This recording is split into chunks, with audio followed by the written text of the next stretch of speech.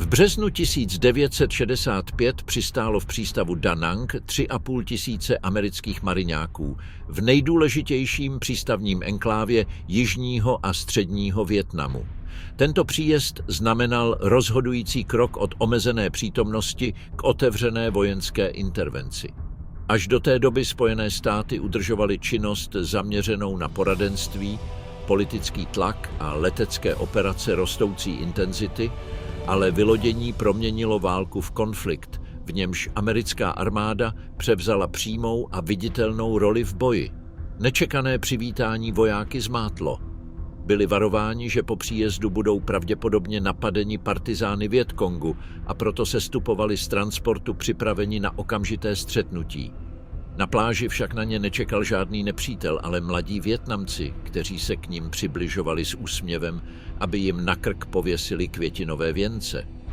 Dokonce se objevil i starosta Da Nangu, aby je přivítal.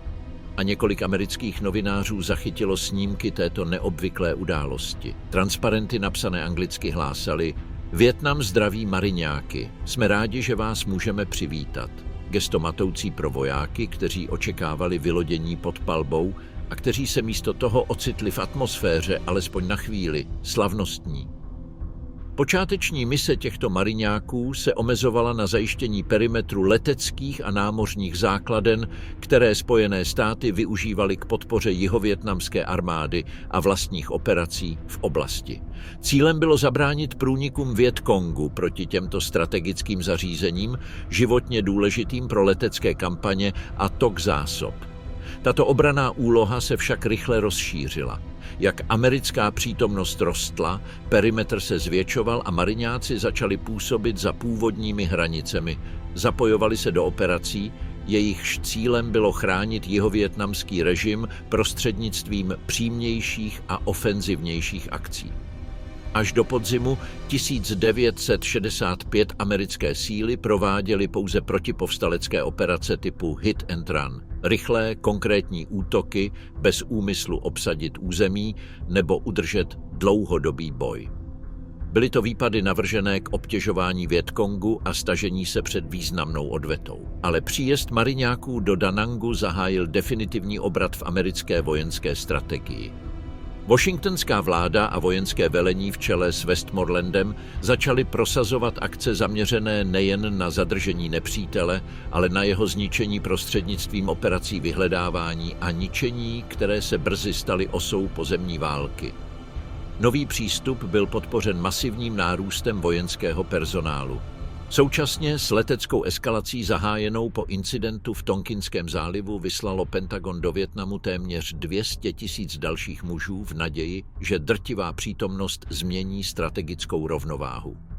Toto rozhodnutí vycházelo z přesvědčení, že pouze rozsáhlá, trvalá a agresivní intervence může zastavit komunistický postup. Westmoreland trval na tom, že jediný způsob, jak konflikt zastavit, je zvýšit dávku agresivity a posílit každou dostupnou frontu. Politické klima ve Washingtonu tuto pozici podporovalo. A přestože v ministerstvu obrany panovaly pochybnosti, strategický tlak nakonec zvítězil. Od této chvíle se rozšiřování základen, infrastruktury a operačních středisek stalo prioritním úkolem. Letecké základny v Da Nangu, Chulai, Pleiku a dalších oblastech jihu byly rozšířeny nebo přestavěny, aby pojaly další perutě taktických bombardérů i transportních a útočných vrtulníků. Vrtulníky, které se měly stát jedním z vizuálních symbolů války, hrály zásadní roli. Přepravovali vojáky, evakuovali raněné a umožňovali rychlé přesuny v obtížném geografickém prostředí. Rychlost, s jakou mohl být raněný dopraven do polní nemocnice, se stala rozhodujícím faktorem jeho přežití. Přesto byly i stroje označené Červeným křížem často napadány, což odráželo nepravidelnou povahu konfliktu a všudy přítomnou přítomnost Vietkongu ve venkovských a džunglových oblastech. Násobení leteckých základen podporovalo také masivní bombardovací kampaně, pojaté jako přímý doplněk k pozemním operacím. V souladu s touto logikou americké letectvo a námořnictvo zvýšily počet vzletů, aby zasáhly severovietnamské pozice a otevřeli cestu pozemním jednotkám. Ačkoliv zde zkoumané fragmenty neuvádějí konkrétní účinky na severní Vietnam v roce 1965, ukazují, že eskalační politika byla artikulována současně ve vzduchu i na zemi s cílem oslabit nepřítele ze všech směrů. Zničující síla těchto kampaní se odrazila v přípravách již v roce 1967 na schození milionů tun výbušnin na vietnamské území. Úroveň intenzity, která se zrodila právě od pozemního nasazení roku 1965 a rozšiřování základen, jež to umožnili. Zvýšená intervence zahrnovala nové operační taktiky, strategie vyhledávání a ničení, která se upevnila po americkém vítězství v bitvě v údolí Ia Drang, spočívala v identifikaci, pronásledování a likvidaci jednotek Vietcongu prostřednictvím masivních misí. Johnson a Westmoreland vykládali tyto výsledky jako potvrzení, že množství nepřátelských ztrát může být převedeno v politické vítězství. Z této perspektivy plnili mariňáci a armádní prapory dvojí funkci. Na jedné straně zajišťovat strategické oblasti, na druhé straně pronikat do oblastí podezřelých z přítomnosti partizánů, ničit je a stahovat se, přičemž za sebou nechávali zničené vesnice, vypálené plodiny a vysídlené obyvatelstvo. Myšlenkou bylo udržovat stálý tlak a měřit úspěch podle počtu nepřátelských těl, nikoli podle kontrolovaného území. Rozšíření těchto operací rozmnožilo také každodenní brutalitu konfliktu. Metoda známá jako úder Zippo spočívala v tom, zajistit, aby žádná vesnice údajně používaná jako základna partizánů nezůstala stát. K tomu mariňáci nosili palivo ve svých přilbách, připraveni zapálit dřevěné a palmové domy po skončení útoku. Systematická destrukce se stala nedílnou součástí operační doktríny a podřizovala se logice nulového rizika. Odstranit každý možný úkryt, každé místo, odkud by se Vietcong mohl znovu zorganizovat. Tak rozsáhlá intervence v letech 1965 a 1966 radikálně proměnila krajinu jižního Vietnamu, rozšiřovala spálené oblasti, masové přesuny obyvatel a postup vojsk, která se pohybovala s rostoucím násilím v území, jež nikdy nemohla zcela ovládnout. Nárůst mariňáků, otevření leteckých základen a rozšíření pozemních operací byly rozhodnutími zasazenými do bouřlivého politického kontextu Spojených států. Počáteční příjezd mariňáků do Da Nangu, oslavovaný girlandami mladých místních, byl během několika týdnů pryč. Země se měnila ve scénář totální intervence, s vrtulníky přelétajícími džungle, pozemními jednotkami pronikajícími do vesnic, základnami rozšiřovanými ve dne v noci a rostoucím počtem vojáků, kteří se daleko od slavnostních fotografií vylodění ponořovali do války, která se stávala stále krvavější a nekonečnou. Operace Rolling Thunder 1965 až 1968. Rozhodnutí bombardovat severní Vietnam začalo nabývat konkrétní podoby koncem roku 1964, kdy Washington dospěl k závěru, že nebude možné zachránit jižní Vietnam, aniž by byl přímo napaden sever. V březnu 1965 byla zahájena operace známá jako Rolling Thunder, pojatá jako masivní bombardovací kampaň zaměřená na zpomalení komunistické infiltrace, zvýšení tlaku na Hanoj a přinucení jejího vedení ke změně strategie. Americké letectvo začalo útočit na průmyslové a vojenské cíle na severu, zatímco Bílý dům vydal svou bílou knihu obvinující Hanoj z přímé agrese proti jihu. Deklarovaným cílem bylo omezit schopnost severního Vietnamu vést válku na jihu.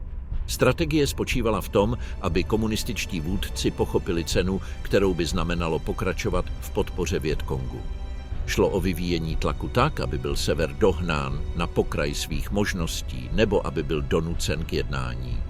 Proto Spojené státy zároveň nasadily aeromobilní divize a posílili první operace vyhledávání a ničení v jižním Vietnamu, čímž začlenili vzdušnou ofenzivu do širšího plánu opotřebování.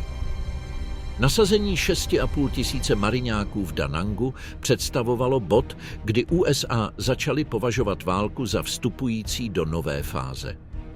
Rolling Thunder byla navržena jako dlouhodobá kampaň. Probíhala od roku 1965 do roku 1968 v domnění, že americká vzdušná převaha dokáže zlomit vůli nepřítele. Westmoreland a další američtí velitelé věřili, že nalezli dokonalou kombinaci pozemní a letecké strategie. Zajistit pozice na jihu, zatímco sever bude neustále pod útoky stíhacích bombardérů a bombardérů B-52 operujících ze základen v Tichomoří. Avšak právě bombardéry B-52 se brzy ukázaly jako neúspěšné, protože zasahovaly cíle bez rozhodujícího strategického dopadu. Přesto se nadále vycházelo z předpokladu, že zničení severovietnamské infrastruktury nakonec donutí sever zastavit válku na jihu. Navzdory rozsahu kampaně se politická omezení stala trvalým rysem operace Rolling Thunder. Johnsonova vláda odmítla severní Vietnam srovnat se zemí, ze strachu, že by tím vyvolala přímou intervenci Číny nebo Sovětského svazu. To rozhořčilo určité vojenské kruhy, zejména generála Curtis LeMay, který tvrdil, že řešením je hrozba bombardovat nepřítele zpátky do doby kamenné. Z jeho pohledu byla rozsáhlá devastace jedinou cestou k prosazení americké vůle. Johnson však trval na zachování omezeného trestu, který měl demonstrovat odhodlání, aniž by vyprovokoval rozsáhlejší mezinárodní konflikt. Vojenské letectvo mělo pro americké velení téměř iluzivní přitažlivost. Šazování bomb ze vzduchu se zdálo slibné, neboť nabízelo výsledky bez politických a lidských rizik dlouhodobé pozemní války. Někteří letci věřili, že společnost, která podle nich žila v křehkých bambusových a bavlněných stavbách, nedokáže opakovanou destrukci přežít. Tyto předpoklady se však ukázaly jako nesprávné. Skeptici upozorňovali na zjevné limity bombardování. Mohlo být drtivé proti pohyblivým jednotkám nebo nechráněným zařízením, ale často bylo neúčinné proti nepříteli, který byl opevněn, rozptýlen a neustále v pohybu, což byl případ Vietkongu i severovietnamské armády.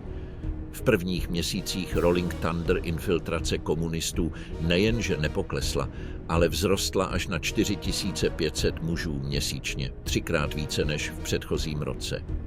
McNamara o tomto nárůstu informoval, což v Washingtonu posílilo přesvědčení, že jedinou možnou odpovědí je ještě větší eskalace. Denní útoky na Ho Chi Minovu stezku, hlavní zásobovací tepnu komunistů, byly zintenzivněny a zdvojnásobeny z 50 na více než 100 denně. Bombardována byla i okolí Hanoje a Haifongu, přičemž došlo ke zničení 50% severovietnamských zásob paliva. Letecká kampaň se rozšířila do Laosu a stala se trvalým úsilím o přerušení logistického toku na jih. Jak rok 1965 postupoval, intenzita konfliktu rostla. Na konci roku provedlo téměř 500 amerických letadel jeden z nejintenzivnějších náletů celé války, při němž byly bombardovány pobřežní oblasti, dopravní linie a zásobovací zóny. Počet misí dosáhl rekordních 173 vícenásobných vzletů za jediný den. Johnson interpretoval tento trvalý tlak jako důkaz amerického postupu. Myšlenka, že Hanoj je každý den blíže kapitulaci, se stala součástí oficiální rétoriky. Skutečnost však byla mnohem složitější a severovietnamské vedení nejevilo žádné známky ústupu. V roce 1966 Rolling Thunder pokračovala s ještě větším rozsahem. Johnson nahradil její interní označení Drtič novým názvem Bílé křídlo, což měl být pokus zmírnit symbolickou zátěž pojmu, aniž by došlo ke změně samotného cíle zničit nepřítele. Psychologická válka zesílila a útoky pokračovaly jak na severu, tak na Ho Chi Minově stezce.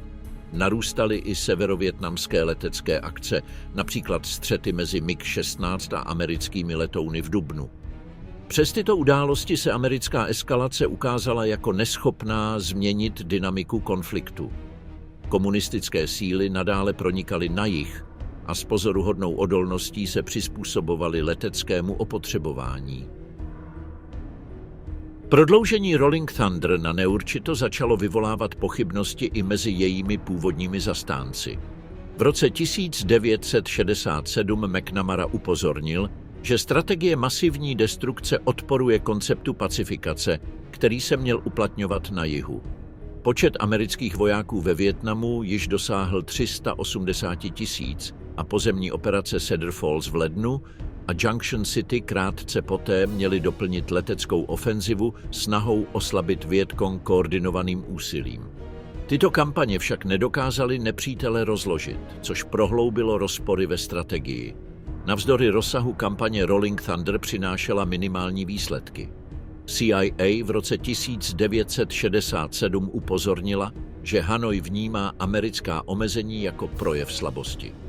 Bombardování pokračovalo, aniž by rozhodujícím způsobem narušilo schopnost severního Vietnamu mobilizovat zdroje.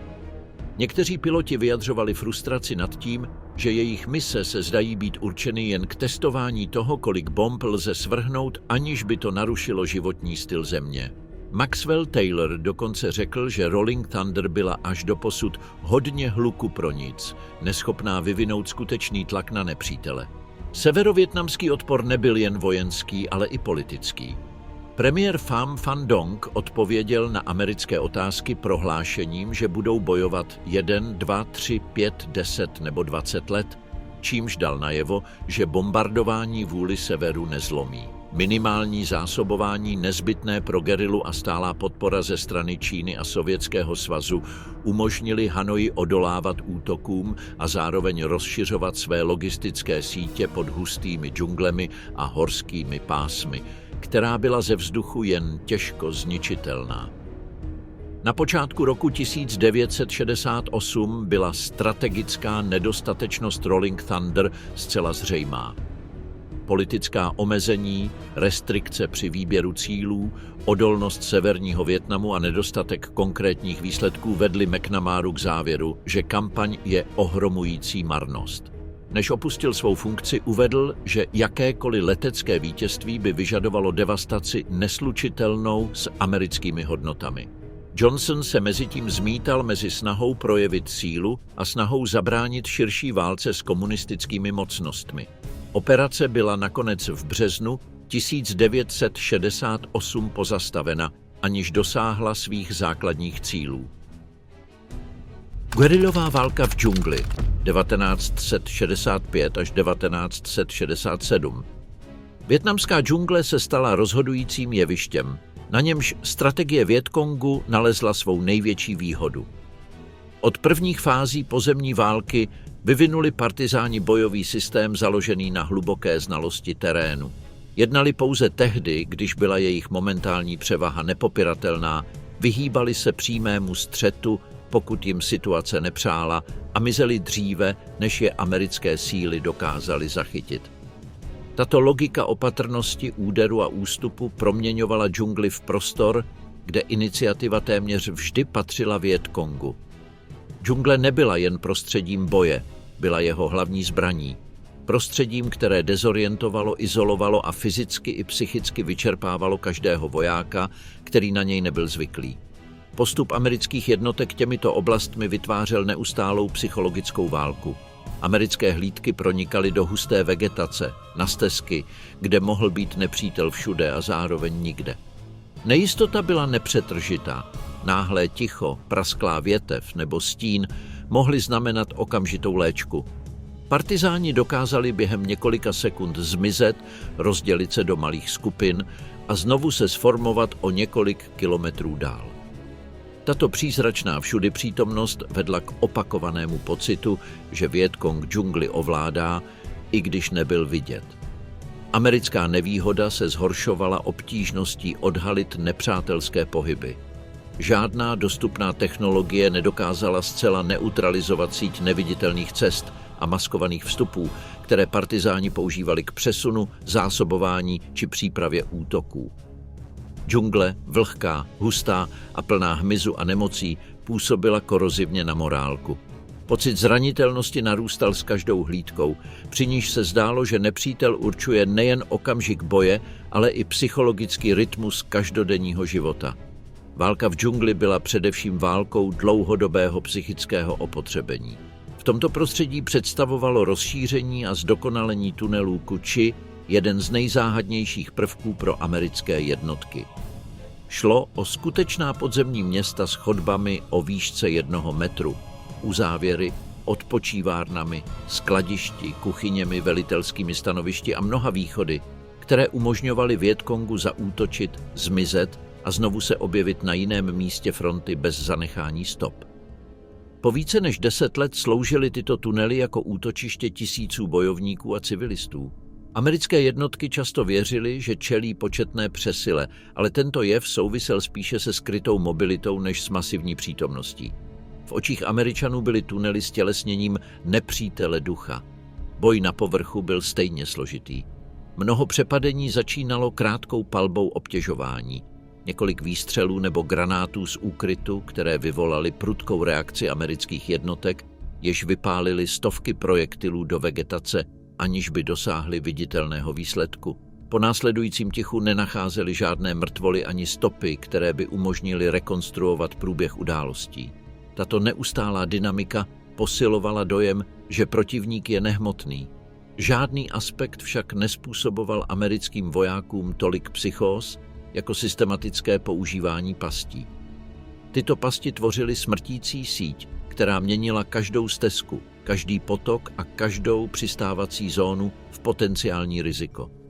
Mnohé z nich byly granáty strategicky umístěné na zemi, u dveří, mezi kořeny nebo mělce zakopané, připravené vybuchnout při sebemenším pohybu. I když byly relativně snadno odhalitelné, trvalé napětí činilo každý krok nejistým. Partizáni některé pasti během dne rozebírali, aby umožnili pohyb rolníků a bojovníků, a v noci je znovu instalovali, čímž riziko násobně zvyšovali. K nejobávanějším patřily granáty připevněné k bambusovým obloukům, jejichž dráty napnuté po zemi se aktivovaly zakopnutím a vrhaly střepiny přímo do hlavy vojáka. Jiné byly odpáleny na dálku pomocí skrytého spouštěče. Pasti byly také navrženy proti vozidlům. Miny umístěné na cestách nutily posádky obrněných vozidel cestovat na vrchní části vozidla, aby zmírnili účinky exploze. Tato adaptace však otevřela dveře novým taktikám Vietkongu. Řadám granátů zavěšených mezi 2 tyčemi nad cestou, připravených k aktivaci při průjezdu vozidel. Ani vrtulníky klíčové pro americké nasazení a evakuaci neunikly tomuto nebezpečí. Kolem přistávacích zón byly zakopány kůly z granáty spojenými neviditelnými dráty s kabinou, což způsobovalo výbuchy při sestupu. Punji pasti se staly symbolem psychologického teroru v džungli. Byly to maskované jámy s falešným dnem, který se pod váhou vojáka prolomil a ten spadl na naostřené bambusové kůly. Tyto kůly, potřené výkaly, způsobovaly těžké infekce i při povrchových poraněních. Existovalo mnoho variant.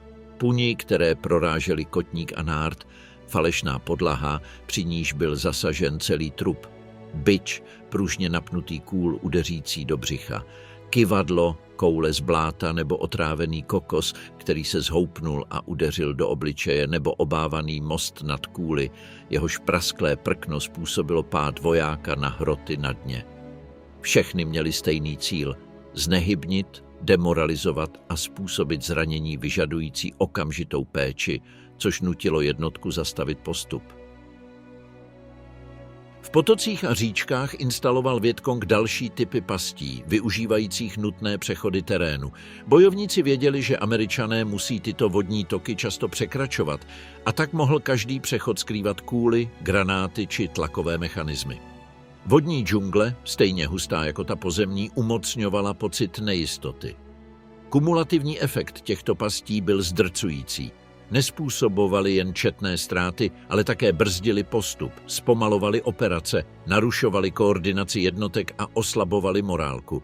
Mnohé americké jednotky hlásily, že většina jejich ztrát v určitých obdobích nebyla způsobena přímými střety, ale výbušnými pastmi. Nedůvěra k terénu se stala neustálým faktorem. Samotné svědectví vojáků sloužících v průzkumných jednotkách uvádí, že během 60 dnů mohlo dojít až k 20 ztrátám, aniž by nepřítele téměř kdy spatřili tváří v tvář. S tím, jak Američané zesilovali svou pozemní ofenzivu, partizáni dále zdokonalovali svůj systém mobility a podzemních úkrytů. Tunely Kuči se nadále rozšiřovaly a jejich samotná existence nutila americké jednotky nasazovat obrovské množství vojáků k prohledávání oblastí, kde často nenarazili na žádný přímý odpor. Frustrace z těchto výsledků posilovala pocit, že bojují proti nepolapitelnému nepříteli. Na povrchu se krátké a intenzivní přepadení s okamžitým ústupem kombinovalo s používáním pastí, které měly Američany zpomalit, donutit je k rozptýlení a oslabit jejich operační schopnosti. Ofenzíva Tet 1968. Ofenzíva Tet oficiálně začala 30.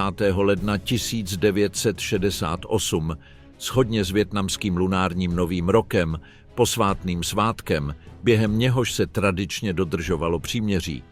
V onom roce však probíhala oslava zcela odlišně. Po celé týdny se stovky partizánů Vietkongu infiltrovali do Saigonu, ukryté v nákladních vozech nebo převlečené za rolníky, využívající hustého provozu a chaosu předcházejícího svátku. Když nastalo svítání 31. ledna, byli již plně rozmístěni ve městě a připraveni zahájit simultánní útoky na hlavní strategické body jihovietnamského režimu a amerických sil. Hlavní město jihu se tak stalo novou scénou bojů, které se odehrávaly téměř po celé zemi. Ofenzíva se neomezila jen na Saigon. Šlo o útok bezprecedentního rozsahu, provedený 80 000 severovietnamských vojáků a bojovníků Vietkongu, jenž zasáhl všech 630 provinčních hlavních měst, 100 vesnic a 64 okresních měst, kromě dalších klíčových míst jižního Vietnamu. Komunistické síly operaci připravovaly po celé měsíce s cílem zničit vládní strukturu jihu, podkopat důvěru Saigonu ve vlastní obranu a zasadit psychologickou ránu Spojeným státům, jejichž vrchní velitelství stále věřilo, že vítězství je na dosah. Útoky Američany překvapily, protože jejich pozornost byla soustředěna na bitvu u Khe Sanh. Od poloviny března Vietkong opustil pozice v této oblasti, což vyvolalo podezření mezi mariňáky i velením. Tento ústup nemusel znamenat porážku, nýbrž klamný manévr, jehož cílem bylo odvést pozornost od skutečného cíle, blížící se ofenzívy Tet. Nejasnosti přetrvávaly i poté, co Khe Sanh přestal být v obležení, což posilovalo dojem, že komunistická strategie spočívala v dezorientaci protivníka.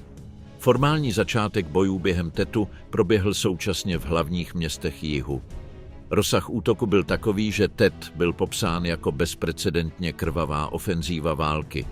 Ačkoliv američtí velitelé zpočátku podcenili závažnost situace, vojenský i psychologický dopad byl okamžitý.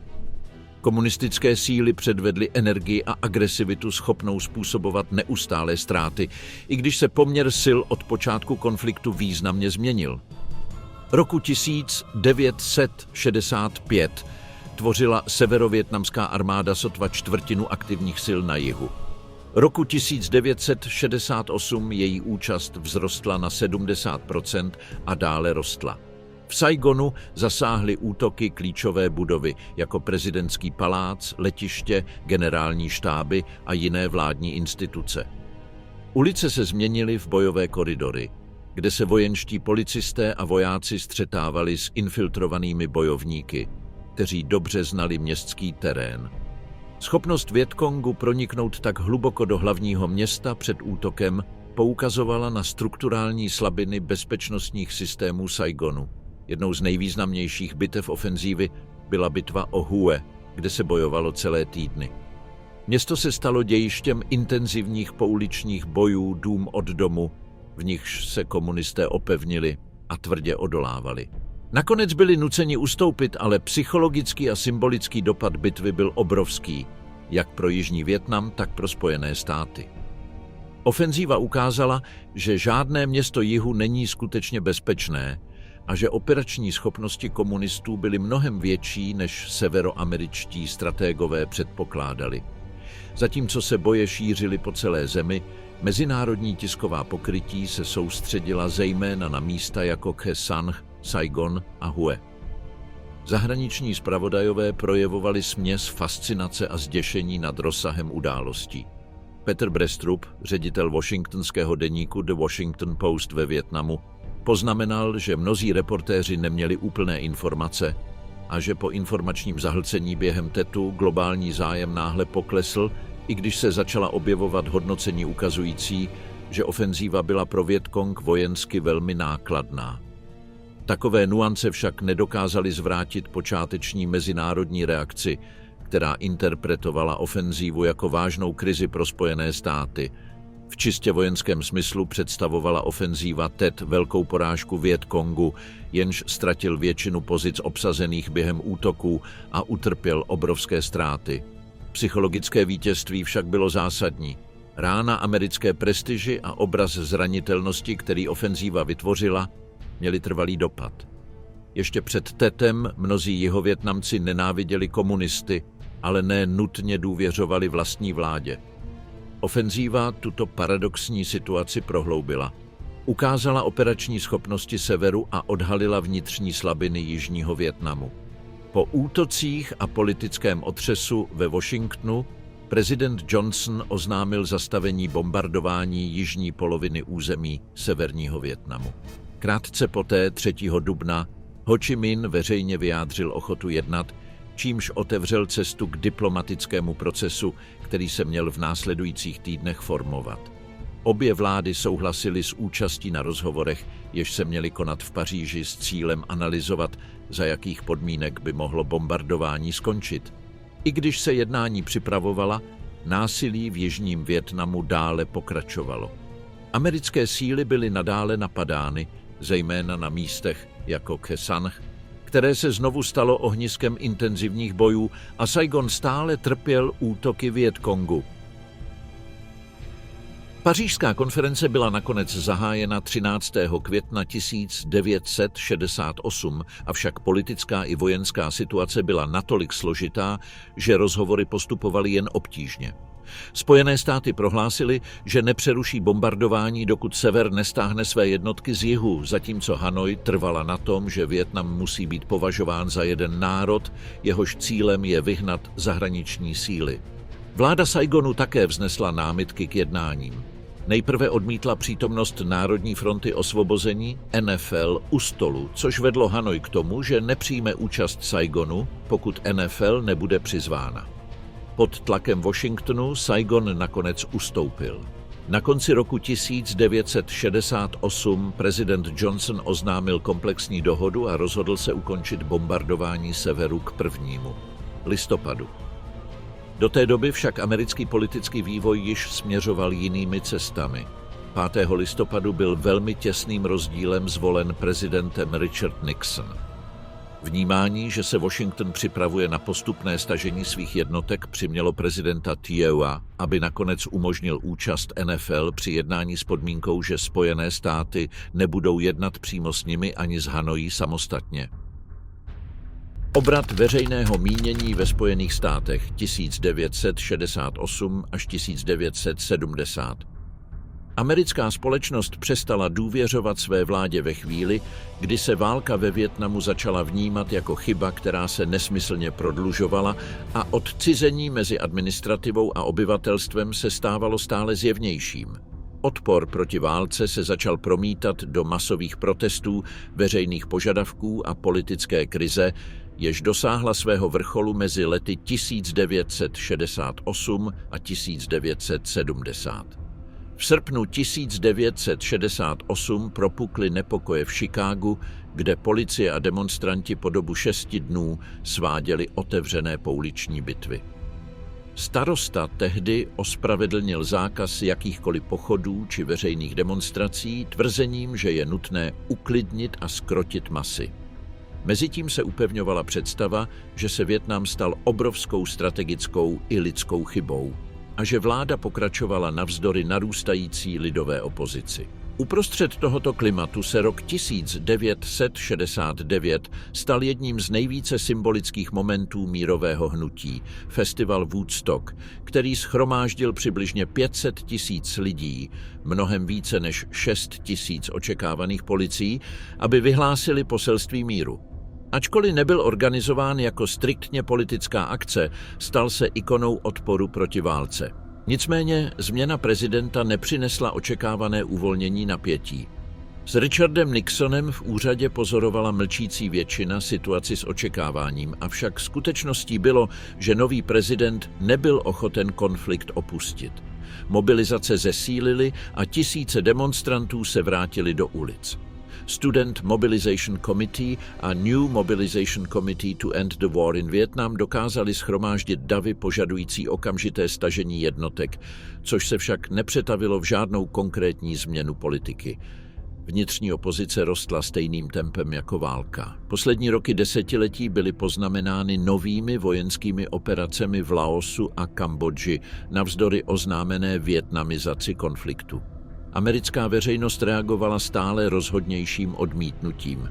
Nejcharakterističtějším rysem tohoto období byl vnitřní rozkol uvnitř protiválečného hnutí, vznik nových sil odporu a rostoucí politický vliv skupin vystupujících proti válce.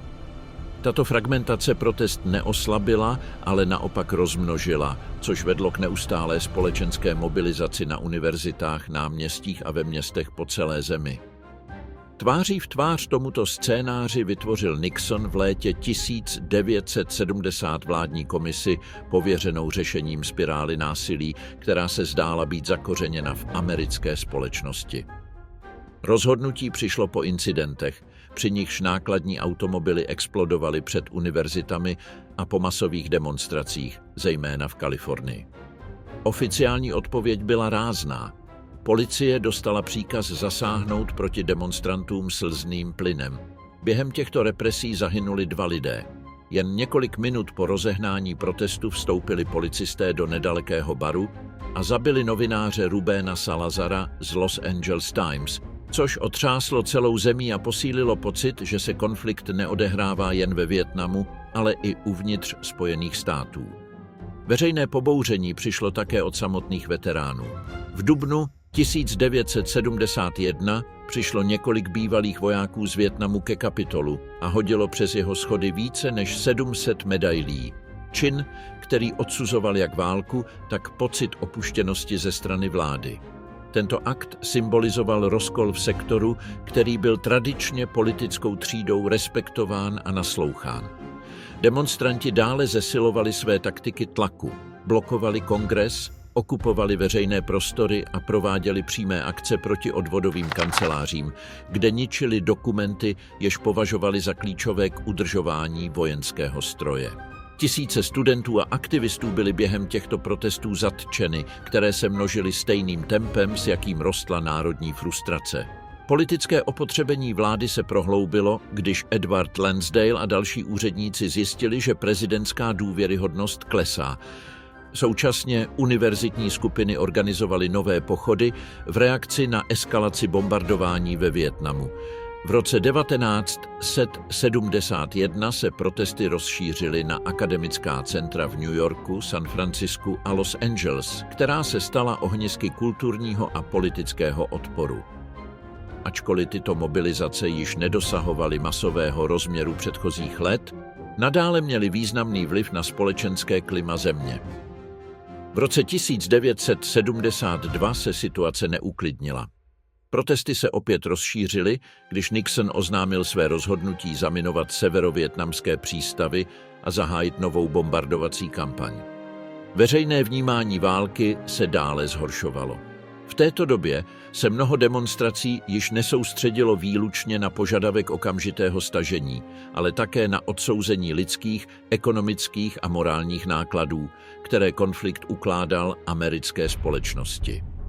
Vnitropolitická krize dosáhla nového stupně, když začaly kolovat tajné informace o chování vlád Johnsona a Nixona.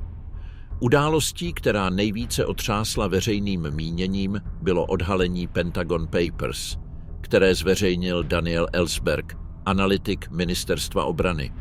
Tyto dokumenty odhalily roky vládních rozhodnutí přijímaných mimo veřejnou kontrolu a často v rozporu s oficiálním prohlášením sdělovaným obyvatelstvu. Ellsberg popsal jednání prezidentů jako výrazně protiústavní a varoval před rizikem přivést zemi ke katastrofě. Únik dokumentů vyvolal politické zemětřesení. Nixon požadoval, aby tisk přestal publikovat tyto zprávy, ale tato reakce z něj učinila jednoho z největších veřejných padouchů v otázkách míru. Ačkoliv proklamoval vietnamizaci a sliboval neprodlužovat válku, dokumenty ukázaly, že měl tajný plán ji pokračovat. Mezi příkazy odhalenými Pentagon Papers byly instrukce k masivnímu bombardování nepřátelských území a prezidentova vlastní prohlášení, že pošle do Vietnamu všechno, co může létat, aby je všechny poslal do pekla. Nixon obhajoval svou strategii tzv. Teorii šílence, která spočívala v tom, že prezident se bude jevit ochotný dovést situaci až do krajnosti, dokonce s použitím jaderných zbraní, aby přinutil Hanoj kapitulovat. Podle některých později zveřejněných zpráv dokonce až 13krát pohrozil použitím jaderného arzenálu, ale lidové protesty ho donutily ustoupit. Propast mezi administrativou a americkou společností se ještě více prohloubila a nedůvěra vůči Bílému domu se stala strukturálním prvkem národní diskuse. Na konci roku 1970 vnitřní sociální násilí dále narůstalo.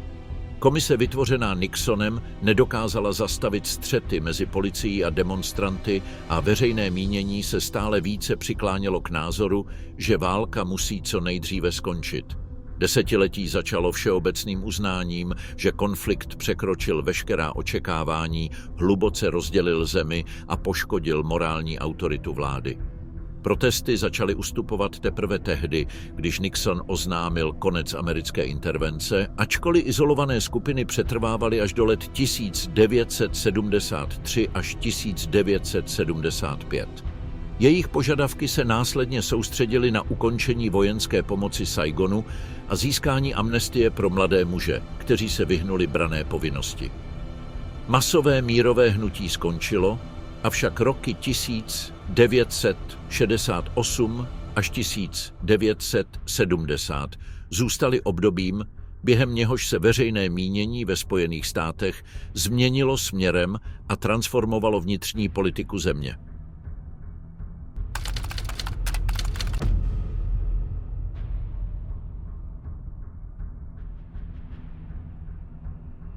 Dne 14. května 1969 se Nixon obrátil k národu a znovu potvrdil americký závazek k svobodě vietnamského lidu zvolit si vlastní osud. Nicméně okamžitě dodal, že tohoto cíle je možné dosáhnout pouze tehdy, pokud všechny zahraniční síly opustí jižní Vietnam, jak severovietnamská armáda, tak americké jednotky. Tímto prohlášením připravoval Nixon zemi na oznámení první fáze stažení. Prvním konkrétním výsledkem nové strategie byl příkaz stáhnout 50 až 70 tisíc vojáků. Nixonova administrativa naléhavě vyhlásila nutnost snížit americké ztráty, avšak téhož května 1969 došlo k jednomu z nejkontroverznějších epizod války, k operaci Apache Snow s útoky na horu Apia, známou jako Hamburger Hill. Při této akci zahynulo 72 příslušníků 101. výsadkové divize a stovky byly zraněny. Bitva měla demonstrovat odhodlání amerického velení, ale vyvolala opačný efekt. Posílila protivojenskou horečku. Senátor Edward Kennedy ji veřejně označil za šílenství, což odráželo rostoucí propast mezi vojenskou strategií a společenským přijetím konfliktu. Vietnamizace byla formálně potvrzena 8. června 1969 během setkání mezi Nixonem a prezidentem Thiem na atolu Midway. Tam bylo dohodnuto počáteční stažení 25 tisíc amerických vojáků od srpna. Rozhodnutí bylo některými konzervativními kruhy interpretováno jako akt cynismu, ale odpovídalo přesvědčení, že udržování obrovského vojenského kontingentu bylo politicky neudržitelné. Jak deeskalace postupovala, objevovaly se nové tlaky. Válka vyčerpala jak kongres, tak veřejné mínění. Zásadní chybou Westmorelanda bylo přecenění tolerance Američanů a podcenění odolnosti nepřítele. To přispělo k tomu, že společnost vnímala válku jako konflikt bez konkrétních výsledků navzdory utrpěným ztrátám. Rostoucí odpor nutil Nixona urychlit stažení, aniž by to znamenalo uznání porážky. Paralelně vláda plánovala tajné akce, jejichž cílem bylo zvýšit vojenský tlak, aniž by veřejně popírala svůj závazek k vietnamizaci. V březnu 1969 nařídila tajné bombardování Kambodže, které bylo v červnu rozšířeno na Laos.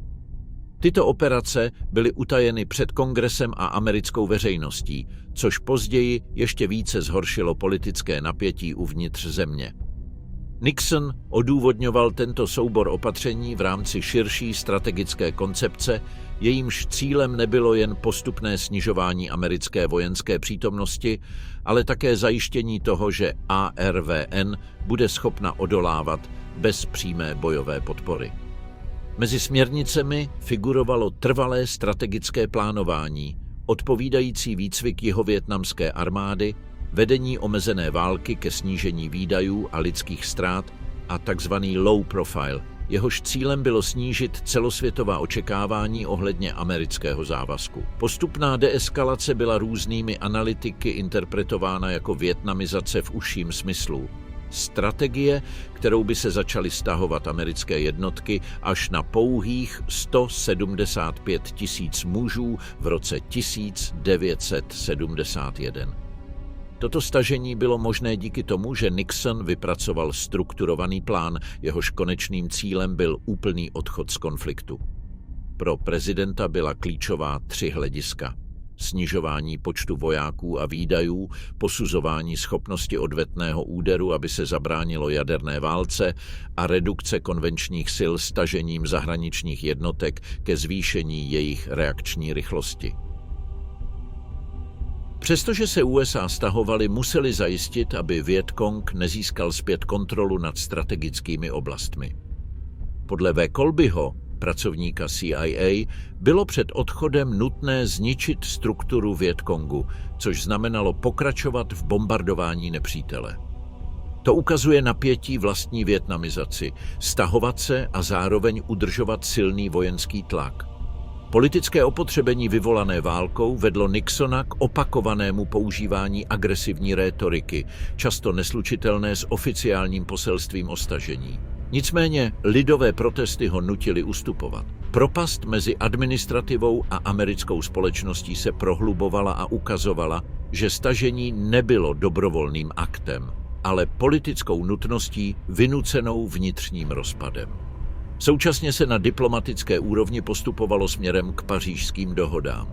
Kissinger vedl rozhovory s Le Duc Toem, v nichž zvažoval možnost stanovit konkrétní termín úplného stažení výměnou za propuštění zajatců a dosažení příměří. Nixonova administrativa věděla, že Jižní Vietnam je neudržitelná pozice a jak Kissinger, tak Nixon sami v soukromí uznávali, že situace není dlouhodobě udržitelná. V roce 1973 se vláda nakonec pokusila omezit jakoukoliv novou vojenskou intervenci. Nixon schválil zákon, který původně sám inicioval, jenž zakazoval veškeré nové bojové akce USA. Téhož dne zaslal kongresu dopis, v němž varoval, že pokud Indočína padne do rukou komunistů v důsledku tohoto zákona, odpovědnost ponese Kapitol. Dokumenty však ukazují, že stažení bylo promyšleným rozhodnutím.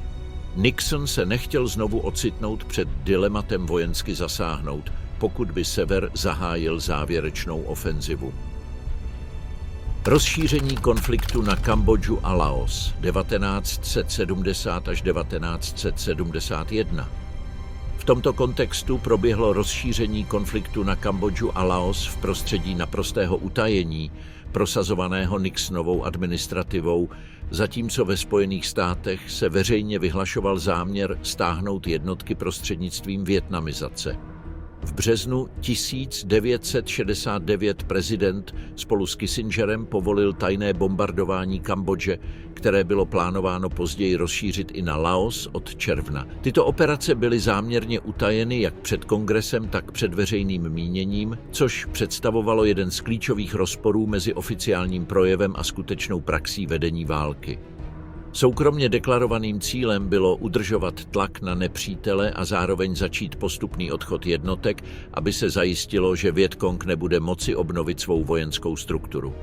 Jak později uvedl William Colby, americký odchod nemohl být uskutečněn bez předchozího zničení infrastruktury Vietcongu, což vyžadovalo pokračovat v bombardování i mimo vietnamské hranice. Kambodžské a laoské území se tak stalo přirozeným prodloužením bojiště, přestože to nebylo veřejně přiznáno. Utajování se neomezovalo pouze na jednotlivé operace. Bylo součástí takzvaného strategického balíčku, vytvořeného Nixonem a jeho kabinetem, jehož cílem bylo udržet válku bez toho, aby americká společnost zaznamenala zvýšení vojenského úsilí. Mezi jeho směrnice patřila omezená válka, snížení viditelného počtu jednotek a přísná kontrola toku informací. Potřeba tiše plánovat sloužila jako ospravedlnění toho, že bombardování Kambodže a Laosu bylo drženo mimo vědomí veřejnosti. A to i tehdy, když znamenalo rozsáhlé využití zbraní a leteckých prostředků. Tato tajná bombardování, zaměřená na přerušení zásobovacích tras Vietcongu a oslabení jeho základen na sousedním území, měla hluboké důsledky jak uvnitř, tak mimo Spojené státy. Na domácí politické scéně dále podkopala důvěru občanů ve vládu. Pozdější odhalení těchto útoků posílilo přesvědčení, že prezidenti jednali protiústavně a úmyslně klamali zemi. Pentagon Papers, které zveřejnil Daniel Ellsberg, odhalili dvojí metr, s nímž byl konflikt řízen, a ukázali, že zatímco byla slibována spořádaná evakuace, prováděly se operace rozšiřující válku. Rozšíření konfliktu souviselo také s logikou stažení. Nixon a Kissinger si byli vědomi toho, že snížení počtu amerických vojáků bez posílení nepřítele vyžadovalo útoky na jeho základny v Kambodži a Laosu, kde se důležité jednotky Vietcongu ukrývaly a reorganizovaly. Tento argument však ostře narážel na veřejný diskurs postupné deeskalace, který byl prezentován jako cesta ke snížení devastace. Paradox byl zřejmý.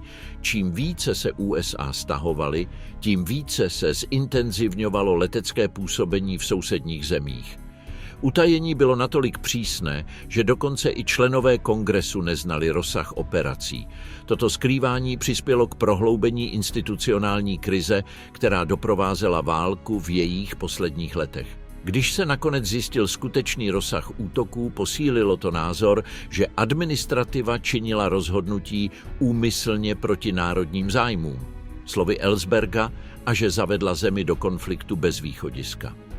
Odhalení, že Nixon dokonce plánoval masivně bombardovat tato území jako součást tajného plánu, zvýšilo veřejné rozhořčení. Ve vojenské oblasti byla tajná bombardování součástí strategie, která měla zabránit okamžitému kolapsu Jižního Vietnamu po americkém stažení. V soukromých jednáních Kissinger dokonce navrhoval oznámit konkrétní termín úplného stažení, pokud by Hanoj propustila zajatce a přijala příměří. Zároveň však uznával, že Jižní Vietnam bude mít pouze 1 rok bez války na přípravu. Tento názor se shodoval s pozdějším hodnocením, že Nixon i Kissinger věděli, že situace je neudržitelná a že je jen otázkou času, kdy Saigon zůstane vystavený. Operace v Kambodži a Laosu odhalovaly také úpadek vojenského a civilního velení ve Spojených státech. Prezident, frustrovaný, prohlásil Kissingerovi svůj úmysl bombardovat tu zatracenou zemi, dokud nám kongres neodebere povolení, v naději, že později bude moci svalit vinu za jakýkoliv nepříznivý výsledek na legislativu. Tento výrok ukázal, do jaké míry válka narušila vztah mezi prezidentstvím a kongresem a jak silná byla prezidentská vůle přenášet odpovědnost. Zesílení leteckých útoků vyvolalo nové cykly násilí na americkém území. Demonstrace, střety s policií, smrt protestujících a rostoucí napětí na domácí politické scéně se ještě zhoršily, když se zjistil rozsah tajné intervence v Kambodži. Mírové hnutí, které mělo již tehdy silnou univerzitní základnu, vidělo v těchto bombardováních další důkaz, že válka byla vedena bez kontroly a bez respektu k lidskému životu. To vedlo k dalším zatčením, dalším protestům a ještě hlubšímu rozdělení mezi vládou a společností. Humanitární dopady se projevily také ve zvyšující se neschopnosti veteránů znovu se začlenit do společnosti. Ačkoliv je tento jev přímo spojován s jejich zkušeností ve Vietnamu, byl součástí téhož klimatu morálního a psychologického vyčerpání způsobeného válkou, která se rozšířila na více území. Mnozí z nich trpěli hlubokými traumaty, která komplikovala jejich pracovní i společenský život a neustále se ptali, proč zrovna já. Tento pocit opuštěnosti vládou odrážel způsob, jakým válka rozdělila nejen asijské národy, ale i samotnou americkou společnost. Jak rok 1971 postupoval, americké stahování zanechávalo za sebou stopu destrukce, která přesahovala hranice Vietnamu. Operace v Kambodži a Laosu, zamýšlené jako taktická součást podpory vietnamizace, otevřely nové rány, prohloubily politickou krizi ve Spojených státech a ukázaly, že válku nelze omezit ani geograficky, ani morálně. S každým stažením jednotek rostl letecký tlak v sousedních zemích a s každým domácím protestem bylo zřejmější, že humanitární a politické náklady tohoto rozšíření budou trvalé. Závěrečné ofenzivy severu a protiútoky jihu 1972. Závěrečné ofenzivy roku 1972 začaly v situaci, kdy Spojené státy výrazně snížily svou vojenskou přítomnost na území, ponechávajíce většinu válečného úsilí na jihovietnamské armádě. Na začátku roku 1971 zůstávalo v jižním Vietnamu pouze 24 000 amerických vojáků a vyčerpání konfliktu přimělo Kongres omezit přímé akce země. Ústup však neznamenal skutečné snížení vojenského tlaku. Spojené státy zvýšily intenzitu bombardování severního Vietnamu, Kambodže a Laosu, zatímco se připravovali podpořit Saigon proti rozsáhlému útoku. Severní Vietnam posílil v roce 1971 a na začátku roku 1972 svou pozici díky sovětské a čínské podpoře. Stezka Ho Chi Minha dál fungovala navzdory americkému úsilí ji zničit pomocí senzorů, průzkumných dronů a masivních náletů zaměřených na úzká místa Mujia, Ban Karai a Ban Raving. Po dobu 60 dnů bombardéry B-52 a taktická letadla nepřetržitě útočila na tyto body a některé úseky učinila neprůchodnými. Přesto proud zásob pokračoval na jih, což umožnilo severu v březnu 1972 zahájit rozsáhlou ofenzivu. Takzvaná velikonoční ofenziva propukla rychlými postupy na severu a ve střední Vysočině. Severovietnamské jednotky, vybavené bohatým dělostřelectvem a obrněnou technikou, překročily hromadně most Cam Lo a donutili obránce k ústupu. Poslední američtí poradci a jihovietnamské jednotky opustili Quang Tri 1. května a následující den bylo město obsazeno. Pád města provázely chaotické scény. Vojáci prchající napůl nazí poté, co zničili své uniformy, aby se vyhnuli represím, a místní velitelé trestaní jako obětní beránci. Velitel odpovědný za obranu Quang Tri byl odsouzen za dezerci před nepřítelem. Zatímco se tyto události odehrávaly, Kissinger se v Paříži znovu setkal s Le Duc Tho. Ofenziva změnila dynamiku jednání. Pro Hanoj bylo zásadní udržovat vojenský tlak, aby ovlivnila americkou veřejnost a určovala průběh rozhovorů. Le Duc Tho dokonce z Paříže vydával přímé rozkazy velitelům na frontě. Požadavky, které měly udržet intenzitu bojů a získat mezinárodní titulky oslabující Washington. Rozsah ofenzivy přiměl Spojené státy okamžitě zesílit svou leteckou reakci. byla povolena operace Linebacker Prapia. Jejímž cílem bylo zastavit severovietnamský postup ničením mostů, skladů, železničních tratí a soustředění vojsk. Operace dokázala zastavit severní ofenzivu v provincii Quang Tri a omezila její úspěchy v dalších oblastech. Po dobytí Quang Tri a Tan Chan se postup sil severu zpomalil kvůli ztrátám, které byly z větší části způsobeny leteckými útoky. Arven reorganizovala své linie a v květnu vytvořila pevnější obranu, která nakonec zastavila nepřátelský tlak. Během léta zahájily jihovietnamské jednotky pomalou, ale stálou protiútokovou operaci s cílem znovu získat Quang Tri. Americký tlak se neomezoval pouze na bojiště. Zatímco probíhaly vojenské operace, Nixonova administrativa zintenzivnila svou diplomatickou činnost, aby využila možné trhliny uvnitř komunistického bloku. Po kontaktech s Čínou v roce 1971 navštívil Nixon v roce 1972 Peking a Moskvu, aby omezil zahraniční podporu severu. Jednání mezi Kissingerem a Le Duc Tho pokračovala paralelně, ale Saigon odmítal jakoukoliv dohodu, která by znamenala uznání prozatímní revoluční vlády nebo setrvání komunistických jednotek na jihu. Zatímco velikonoční ofenziva ještě probíhala a situace v Paříži zůstávala zablokovaná, Nixon se rozhodl zdvojnásobit vojenský tlak.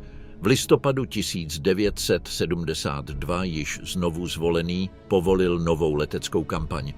Operaci Linebacker 2, sérii masivních bombardování Hanoje a Haifongu, která probíhala po dobu 11 dnů a nocí v prosinci.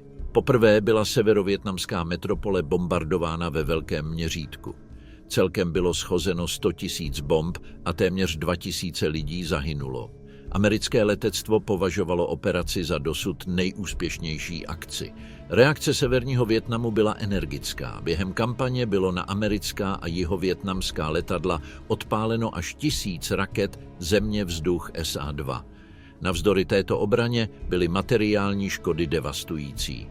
Hlavním cílem operací však nebylo pouze ničení infrastruktury, ale přinutit Hanoj k dohodě v Paříži dříve, než eroze americké veřejné podpory znemožní politicky pokračovat ve válečném úsilí. Vojenské ofenzivy roku 1972 byly silně ovlivněny vnitropolitickou situací ve Spojených státech.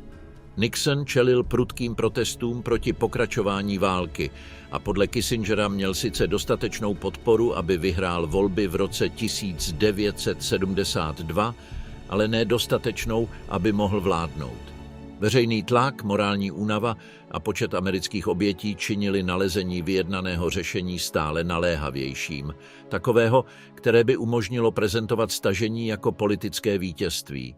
Současně měl severovietnamský postup nejen územní, ale i psychologický efekt. Každé dobyté město, každý obraz civilního chaosu a každý uspěchaný ústup měli okamžitý ohlas v americkém tisku. Vzkazy zanechané obyvateli Quang Tri jejich rodinám ukazovaly lidskou devastaci konfliktu. Děti, které nenašly své rodiče, matky, které přišly o své děti v důsledku minometné palby, rozdělené rodiny prchající bez cíle, zatímco se bojová linie blížila. Jihovietnamská protiútoková operace postupovala během léta 1972 pomalu. S americkou leteckou podporou se jí podařilo zastavit nepřítele a znovu získat klíčové pozice. Nicméně polovina ztraceného vojenského materiálu toho roku, tanky, obrněná vozidla, nákladní vozy a dělostřelectvo, byla zanechána nebo zničena na severu země. To odráželo rozsah severovietnamského úsilí a křehkost saigonských sil navzdory masivní letecké podpoře. Přesto nedostatečná logistika severu a jeho vysoké ztráty zabránily dalšímu postupu. Na diplomatické úrovni pokračovala jednání mezi Kissingerem a Le Duc Tho s postupy a zvraty. V polovině roku 1972 se zdálo, že bylo dosaženo mírové dohody, ale Saigon odmítl podmínky s tím, že zakotvují nepřijatelnou formu rozdělení vietnamské suverenity. Nixon reagoval zvýšením vojenské pomoci a obnovením bombardování. Jak rok postupoval, rostl tlak na Hanoj i na Saigon. První čelili intenzitě operací Linebacker, druzí si uvědomovali, že Washington hledá rychlý odchod z konfliktu. V dubnu a květnu 1972 byly obnoveny letecké útoky, zatímco Nixon nařídil zaminování přístavů a řek severního Vietnamu, čímž ještě více zvýšil vojenský tlak. Hanoj odsoudila porušení mezinárodního práva, zatímco bombardování jižně od metropole pokračovalo. V těchto měsících Kissinger vedl četná tajná jednání s Le Duc Tho ve snaze vytvořit 9bodovou dohodu, kterou by mohli přijmout jak Washington, tak Saigon. Napětí však přetrvávalo.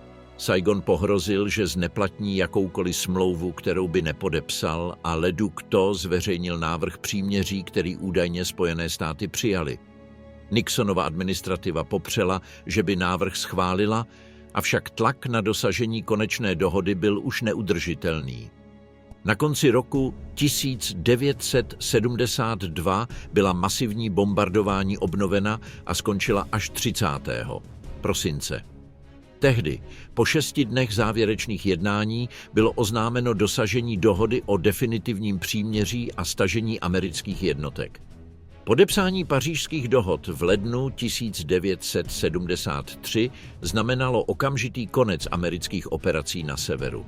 Bombardování ustalo, miny začaly být odstraňovány a s pouhými 40 000 vojáky v jižním Vietnamu byl americký odchod připraven. Konflikt však pokračoval ještě další 2 roky, až severní válečná mašinérie, posílená a bez omezení na stezce Ho Chi Minha, dokončila závěrečnou ofenzivu, která vyústila v pád Saigonu. Pád Saigonu a konec války 30. dubna 1975. Závěrečná ofenziva, která vedla k pádu Saigonu, se začala formovat ve chvíli, kdy severovietnamské velení dospělo k závěru, že hlavní město jižního Vietnamu lze dobýt s relativní lehkostí. Strategická iniciativa připadla generálu Phan Thien Dungovi, jenž byl vyslán na jih, aby koordinoval celou operaci. Od začátku března 1975 se množily vzpoury a útoky různého rozsahu, které připravovaly půdu pro větší ofenzivu. Dne 4. března armáda severu, podporovaná místními partizány, obklíčila klíčové pozice jako Pleiku a Kon Tum, čímž okamžitě oslabila obrannou strukturu jihu. Úřady v Saigonu se pokusily reorganizovat své síly a soustředit je na považovaná nezbytná místa, avšak nepřátelský tlak jejich plány narušil. Jihovietnamská armáda postupovala dezorganizovaně, s chaotickým velením, které nedokázalo situaci opět získat pod kontrolu. Prezident Jižního Vietnamu v březnu vyhlásil všeobecnou mobilizaci, aby ofenzivu zastavil, ale tento pokus byl marný. Města obrovského strategického významu začala rychle padat. Hue padlo 26. března, zatímco 24. března jednotky prezidenta Thieua zcela opustili Kon Tum a Pleiku. Armáda severu zahájila útoky na základnu An Khe a letiště Go Quan a postupovala bez účinného odporu. Dne 30. března padl Da Nang a o 2 dny později ztratili Jižní Vietnam i centrální Vysočiny. V té době severovietnamská armáda obsadila 16 provincií, zatímco Vietcong již organizoval prozatímní revoluční vládu. Saigon zachvátila zoufalost. Žádal pomoc Spojené státy, ale dostával jen projevy dobré vůle. Washington nechtěl znovu otevřít konflikt, který již považoval za politicky toxický a vojensky neudržitelný. Mezitím v komunistické vládě probíhalo plánování rozhodující strategie. Dokumenty zachycené CIA odhalovaly, že Hanoj nemá v úmyslu přijmout politické řešení.